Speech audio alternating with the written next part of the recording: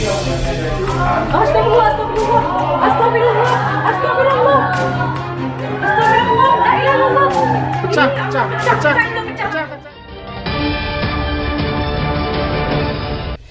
Hujan disertai angin kencang terjadi di Kabupaten Pesisir Barat, Rabu 28 Desember 2022, sekitar pukul 14.30 waktu Indonesia Barat. Akibatnya 12 unit tenda yang sempat digunakan pada acara malam ramah tamah peresmian Kantor Pemerintah Kabupaten setempat, porak, poranda, dan rusak parah.